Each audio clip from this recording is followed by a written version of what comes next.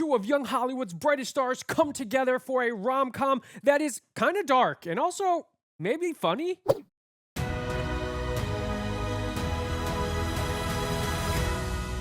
What's up, guys? Welcome back to the MontyVerse. We just saw Regretting You, and we have a lot to talk about. We do have a lot to talk about. Yes, as this would not be a movie review if we did not. But for those of you that don't know, Regretting You is based on the best-selling book by Colleen Hoover, and it introduces audiences to Morgan Grant, played by Allison Williams, and her daughter Clara, who is played by McKenna Grace, as they explore what's left behind after a devastating accident reveals a shocking betrayal and forces them to confront family secrets, redefine love, and rediscover each other. Nikki, Regretting You. That's a lot of story beats. Yes. Which I guess is how I would describe this movie. A lot. There's a lot. I think one of the biggest things that you and I have talked about with this film is that it's trying to accomplish a lot in terms of emotional beats, plot developments, characters and their arcs. And it doesn't all come quite together as cohesively as I think we'd want. Yeah, I mean, it's interesting, right? Because I do think this movie is insanely well casted. It has one of the best casts of any young adult rom-com that I've seen in recent years. You have Allison Williams, Dave Franco, McKenna Grace, and Mason Thames, two of which have been on my list of rising young stars since the first time I saw them in a movie. They're both insanely talented. Not only that, but you have a supporting cast that includes one of my favorite character actors, Clancy friggin' Brown, aka Lex Luthor himself. And it's just, you look at this cast and they try their darndest to make this movie work, and I think they do a lot to form characters when there's not really a lot there for them to hold on to. Yeah, I mean, I would say that the issues with this movie are not the fault of the cast whatsoever. Yeah. And I think the general framework of the story is really interesting. And that's kind of what drew me to it to begin with. Yeah. Because it's such a broad concept that it kind of lives and dies by not just the performances, but the execution of the story beats. And I think that's where it falls apart, is the writing, is the way that some of that is just portrayed. Yeah, the movie doesn't really... I don't think the movie knows exactly what it wants to be. It's a pretty radical concept in terms of like romantic comedies.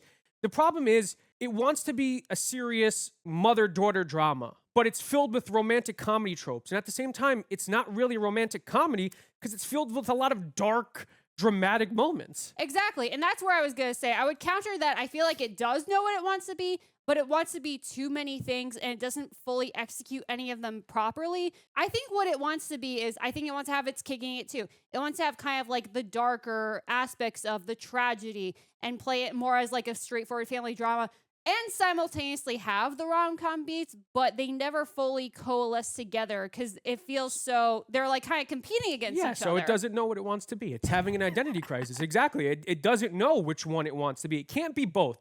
The movie's not... The balancing act that this movie's trying to strike is you need an expert level story to balance that the way that this movie intends to.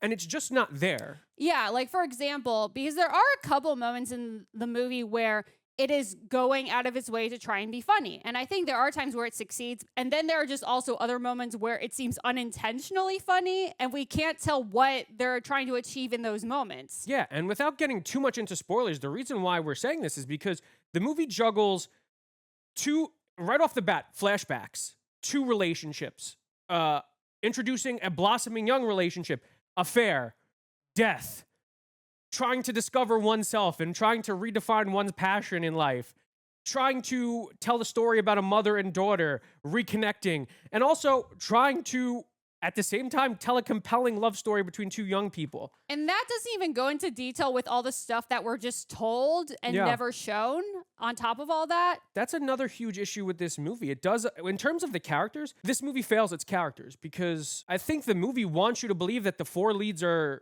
Dave Franco, Allison Williams, McKenna Grace, and Mason Thames. But out of those four people, the only ones that get really any substantial meat on the bones of their characters are McKenna Grace and Allison Williams. And I think they both do fantastic with what they're given because I do think they're both fantastic actresses. Mason's character, Miller, is not really given anything to do other than being the supportive boyfriend, kind of like this perfect catch-all boyfriend archetype in this film. Again, this movie falls into so many of the classic rom-com or just young adult tropes. And there's nothing wrong with that if they're executed insanely well, because tropes are tropes for a reason. It's because they work and because they're good. But the execution here just falls so hard. And I will say I do like Miller as a character, mainly because Mason is so charismatic and he's so charming and he adds so much of himself into that character that I'm like, I like this guy because I like Mason. Absolutely. The way that I kind of viewed him is that he seems like he's supposed to be almost a mix of a manic pixie dream guy who's supposed to sweep McKenna off her feet and be an escape, but also be very grounded and responsible and respectful at the same time. And again, like I said, it feels tropey, but in the negative sense, in that they're not using the tools to make him feel like a properly fleshed out human. Yeah, like he's given conflict and he's given things that we could add to his story that would make it more complex and would give them more friction.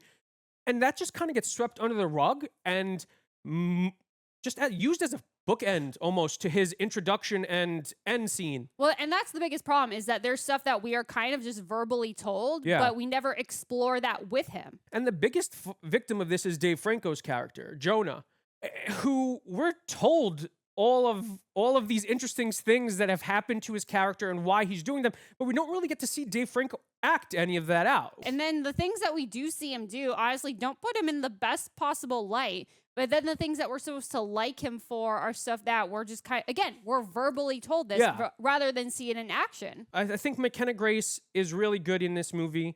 But I think that Allison Williams Morgan is given the most to do in the film. And I think that's really the actor spotlight, because while both of those characters still have some of the same problems as the boys, I think Allison is so good at adding so much quirkiness or adding so much character to the roles that she plays.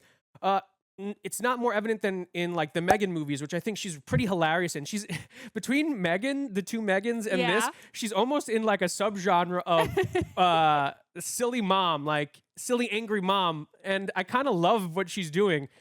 There are some scenes in here that she generally is hilarious, genuinely heartbreaking. Yeah. And that's all due to her acting. And I think it's a really, really solid performance from her. No, I absolutely do think that she elevates Morgan's character, because Morgan does have a lot going for her, but I think she is able to non-verbally portray a lot of that very effectively. And I very much believe that she is who this person is being sold as. Yeah, Morgan, the character of Morgan can very easily be a victim character that the story forces you to feel bad for. But when Allison's in behind the wheel of this character, I generally feel for this woman and want her to succeed. And I believe everything that this woman's trying to achieve. And that's a lot to do with her as an actress. I mean, I think one of my biggest problems with the movie is how they introduce us to probably the most interesting character of the film, which is Gramps, played by Clancy Brown. And he is stealing every scene that he's in. And they give him 3 insanely tiny scenes to work in. And I'm like, no, I need more Clancy Brown. He's definitely the standout, especially comedically, because his introductory scene has him, again, he plays a bit into a rom-com trope a bit in the way that he kind of eyes Mason and McKenna the first time he sees them together. But it's really cute. It feels authentic and sincere. And then we don't get that for the rest of the movie. Yeah, and it's a real bummer, because I think that the scenes that he has with McKenna and Mason are fantastic. And I think that where the movie succeeds in a way is the two of them, because they have really great chemistry on screen together as actors. And I think they're really cute together as a couple. So I'm rooting for them in the movie, but there's not really enough conflict between the two of them to cause any drama or to have a back and forth. Really, the conflict is between McKenna's character and Allison Williams' character more so than anything.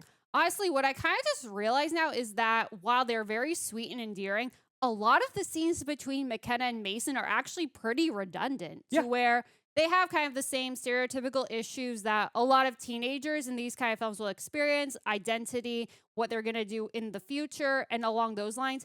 And they kind of take steps towards those things, but it's never, in a lot of the time, it's not in any meaningful developing way. I went into this not knowing anything. I went into this not watching the trailer intentionally, just going in as blind as possible. And I was surprised, because I assumed it would be like 2 different couples struggling to find balance and a mother and daughter trying to find balance. But really, all of the drama and all of the conflict comes from the mother-daughter relationship, and the two romantic subplots kind of get figured out pretty easily on their own. They kind of just like do their thing. Like once McKenna and Mason's characters come together, there's stuff that happens to them, but nothing really ever fully tests their relationship. It's almost as if that relationship is galvanized immediately as soon as it happens. Well, it also doesn't help because when kind of the primary conflict does occur in their relationship, some of the impetus that causes it to occur, again, is just told to us. It's stuff that we didn't even realize until they spell it out for us for the very first time.